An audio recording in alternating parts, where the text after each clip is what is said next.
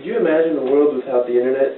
A world where there's no Facebook, Skype, or Google? A world where the fastest way to communicate is to lick a stamp and send it through the mail?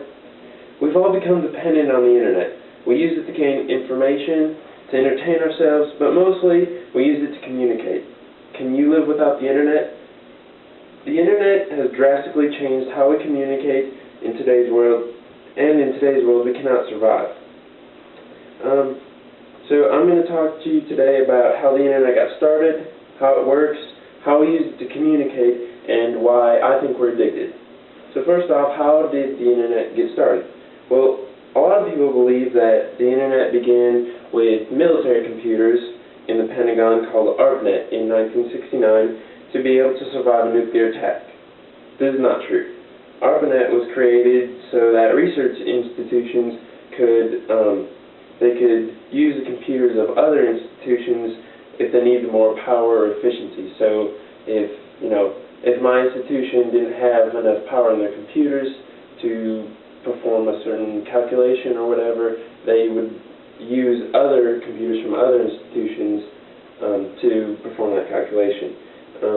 Donald Davies from the United Kingdom was the first to design packet switching, which is basically sharing bits of information like text, or now we use videos and stuff like that.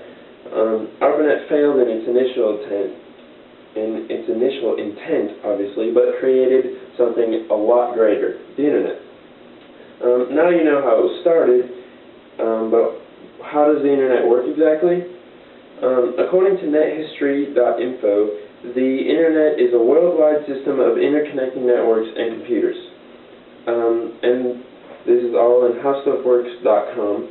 No one owns the internet. However, the Internet Society at ISOC.org, however, forms policies and protocols for the internet.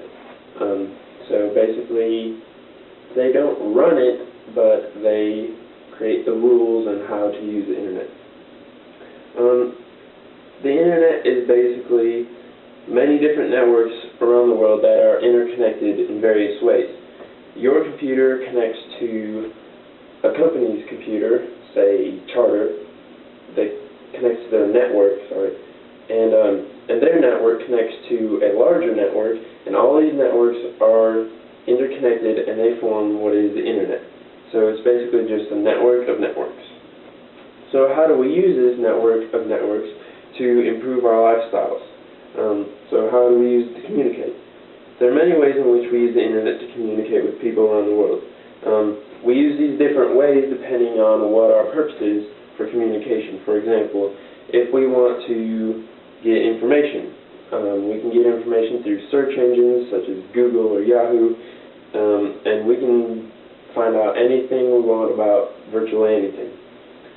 Email is a form of electronic correspondence. We can send a message to someone anywhere in the world and they can read it and reply to us. Social networking has become very popular. It keeps us in touch with people we know and can introduce us to people we don't. And we do this through, you basically have your own website almost, and you can post personal information or anything on there, and other people can look at it, and you can post pictures, videos, anything. Instant communication is also very popular. It's possible through applications like Skype, where we can message, call, or video chat instantly with a person anywhere around the world. So if I want to talk to my mom in Brazil, I can click a button and her video pops up and we can talk almost as if it was in person, but we're looking at a screen, obviously. These are the main uses of the internet for the purpose of communication, but there are others. So why are these things so addictive? This is why I think we're addicted. People who were born in the past 30 to 40 years don't know what it's like to live without the internet. We use it in nearly every aspect of our lives. Without the internet, we'd feel much more distant from people we know around the world.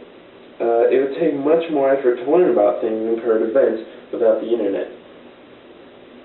People today rarely make time to just sit down and have a conversation with someone because of our busy lives. So they compensate this lack of time by communicating through the internet. Facebook is a big one. Without the internet, we would go mad. We wouldn't have much time for anything, including building relationships, like I just said. We don't make time to just talk to someone, so we do it through the internet, through messaging. That way, we can have conversation on our own time, when we have time, and then we can do it that way. So, basically, I've told you about how the internet got started, how it works, how we use the internet to communicate, and why I think we're addicted. Now that you know how we use the internet and how important it is in our lives, it'd be silly not to agree that we can't live without the internet. So I ask you again, can you imagine a world without the internet? Can you live without the internet? Would you be able to survive in a world where there is no direct connection between you and people you know around the world?